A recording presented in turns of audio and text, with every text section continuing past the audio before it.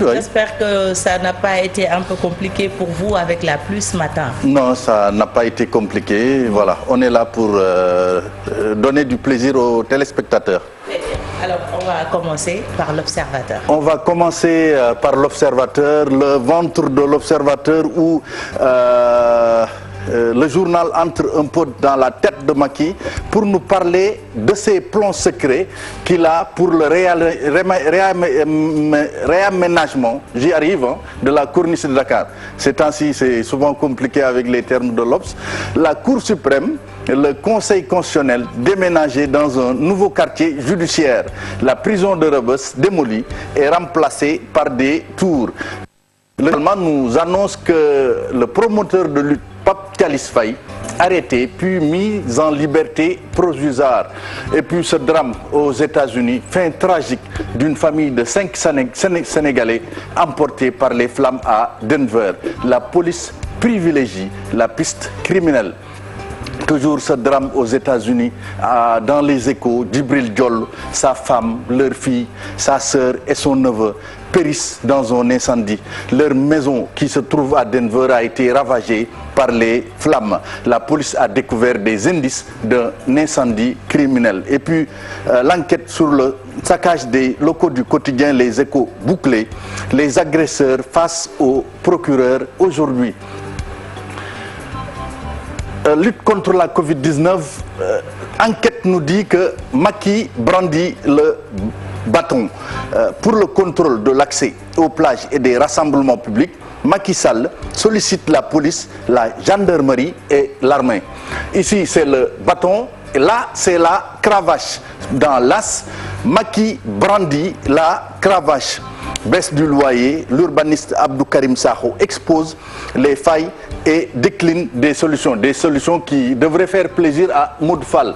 Horreur à Diourbel, un enfant de 4 ans repêché d'une septique. Source A, toujours avec, disons, les mesures de durcissement des sanctions à l'encontre des récalcitrants dans le cadre du respect des gestes barrières. Source A nous dit que la lapidation a démarré. Déjà, rien que dans la journée d'avant-hier, 830 personnes ont été interpellées par la police sur le territoire national pour non-port du masque et parmi elles, 340 citoyens résidant à Dakar, accusés d'abus de confiance par son ex-amante à Touba, Mohamed Nia Mousserine Saliou en tôle. Si c'est ce que Source A nous dit. Walf Quotidien également nous dit que lutte contre la Covid-délinquance, Macky, armes, flics et gendarmes. Et puis dans ce ventre dans la une de Walf Quotidien également, cette brouille sur le réseau, Akilé fait bloquer les comptes de la Sénélec. Vox Pop qui sur une fenêtre un peu nous dit que l'archevêque de Dakar est déboussolé par rapport au laisser-aller des Sénégalais face au coronavirus. Monseigneur nous dit, les gens font comme si le mal n'existait pas, alors que les chiffres sont effrayants. Macky tape du poing sur la... par rapport un peu au respect des gestes barrières. Juste également, c'est une de Vox Pop, victime d'un incendie criminel aux États-Unis, une famille sénégalaise décimée à Denver.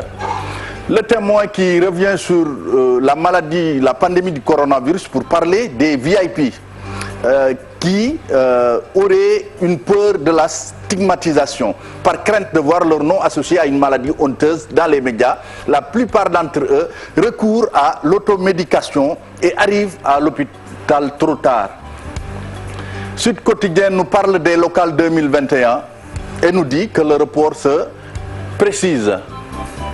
Record, dans les journaux sportifs, Record qui revient un peu sur cette bonne nouvelle qui ferait plaisir peut-être aux supporters des Lions du Sénégal avec le mercato qui se précise pour Ismaïla Sarr. Ismaïla Sarr, Liverpool entame les négociations. Et puis Arène, 24 combats, une défaite en 4 revanches. Modulo, un roi sur mesure. Et Stade pour nous dire que la C1 course au titre de meilleur buteur, Lewandowski peut-il subir une deuxième remontada? avec 11 buts. Le Polonais est sur une voie royale. Pour terminer, Sunu Lamb, une victoire, 6 défaites. Naufrage à Rock Énergie. Le journal nous dit que Modou Lo serait l'arbre qui cache la forêt à Rock Énergie parce que les espoirs se loupent, les cadres à la rue. Et Pape Mbaye qui dit que tout le monde doit se remettre en question. Très bien, Mortala. Une revue des titres bien détaillée, chef. Oui, merci Mortala. Vous avez une petite surprise pour nous aujourd'hui avec la pensée africaine du jour ou le proverbe. D'accord. On va s'y habituer. Je vais sortir un peu une feuille de ma besace ou de ma poche si vous voulez. Sûr, oui. Et je vais partager un peu ce proverbe africain. Et on va essayer de le faire chaque jour pour essayer un peu de donner quelque chose comme breviaire aux téléspectateurs. La mort, on en parle ces temps-ci avec les décès vraiment qui s'enchaînent. Il y a un proverbe africain qui dit « La mort engloutit l'homme, elle n'engloutit pas son nom et sa réputation ». Je pense que c'est valable pour tous les décès qu'on a eus ces derniers temps. C'est valable pour eux. Ça les a engloutis, mais ça n'a pas englouti ni leur nom, ni leur réputation. Comme les Wolof le disent, souffle d'une lek d'homme Adam, ouais, de lek Diouf. Merci beaucoup, Mortala Gaye. Et puis le cas Djibril Diop. Tu es dans un incendie aux États-Unis, plus précisément à Denver, vient s'ajouter à cette liste macabre. Et puis cet enfant disparu à la veille de la Tabaski, ce bout de chou de 4 ans qui réside